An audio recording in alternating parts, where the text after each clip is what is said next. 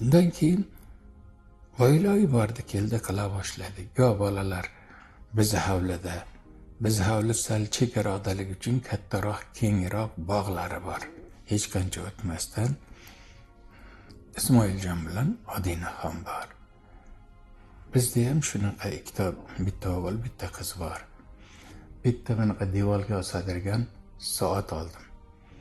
Uni korobkasidan chiqarsa, soddaroq, bundoq aylangan, bundoq ipi bor, chik etib turadi. Qanaqadir joyga kelganda baland ovoz ham chiqaradi. Keyin korobkasiga yozdim.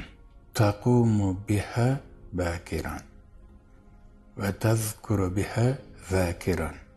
Sammaytaka mushtahid li'annaka tashtahid deb yozib qo'ydim. Bu degani, bu narsa bilan erta turasan. Ertaroq ibodat, ertaroq ilm uchun erta turasan. Madam erta turgan ekansan, zokirni ham eslab qo'yasan. Duo qilib qo'yasan deganimiz. Men mushtahid deb laqab qo'ydim. Chunki iymonim komil, o'ta g'ayratli talaba bo'lishingiz aniq deb yozdim. Yoqib ketgan ekan, yillar o'tdi. 70 atrofi, 71mi, 72mi atrofi.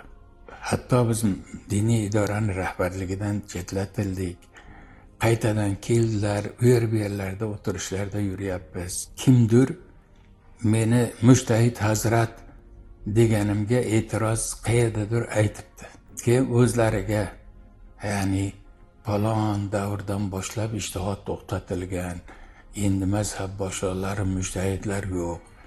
Siz esa Zokirjon aka mushtahid hazrat deyapti. Kulvardilar, maza qilib kuldi. Bu hozir emas, talabaligimizda yozgan. Bunaqa soatni qosg'oni hali ham turibdi deb qo'ydilar. Bunaqa haqiqatda aytganimizdaqa rosa g'ayratli olim bo'ldi. 200 dan ortiq kitob. Yana nima sanab tugatib bo'lmaydirgan, hali eshitadirgan, hali ko'rib eshitadirgan shu xalqqa nima narsa tuzatish uchun tarbiyaga kerak ekan bo'lsa, uxlamasdan kitobini yozib chiqdi. Bu yerda so'z aytib to'xtab qolgani yo'q. O'shandan u men aytganim unga muvofiq chiqdi. Biz ham xursand bo'ldik, u ham xursand bo'ldi. Alloh rahmat qilsin.